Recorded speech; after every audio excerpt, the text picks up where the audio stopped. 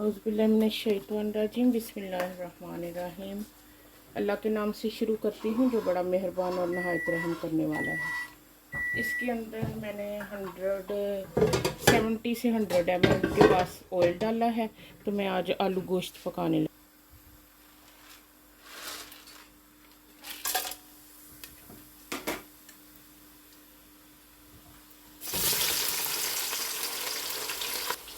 Two spoon coconut, इसको मैं blend करती हूँ अच्छे से।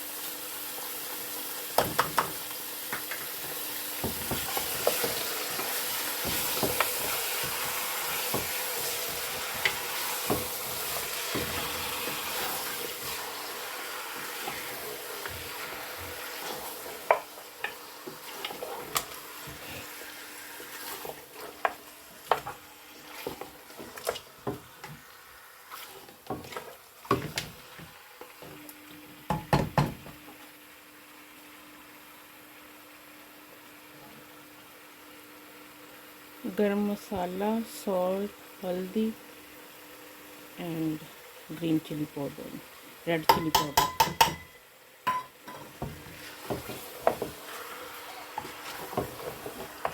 अब हमने इसको अच्छी तरह से भूनना है, बहुत अच्छी तरह से इसको भूनते रहना है।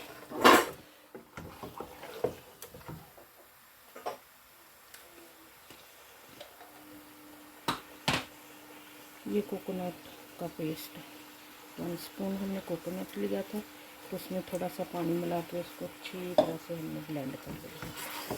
हम आज पकाने लगे हैं शोरबे वाला आलू गोश्त। जो अच्छी तरह से शोरबे वाला कौरमा होता है ना आलू गोश्त का, वो बनाना है आज हमें।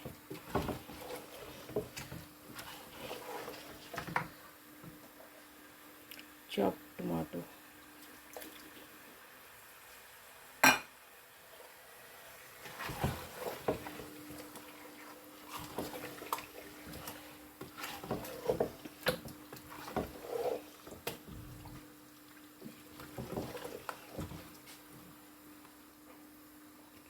अभी 200 ग्राम हम इसके अंदर योगर्ट ऐड करना है।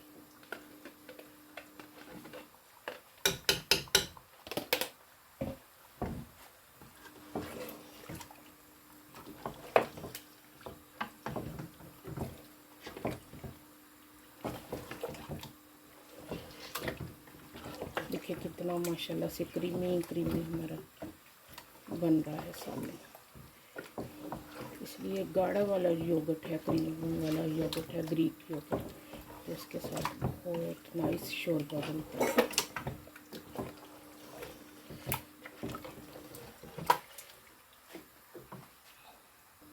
अभी 10 मिनट्स के लिए हम प्रेशर कुकर बंद करने लगे।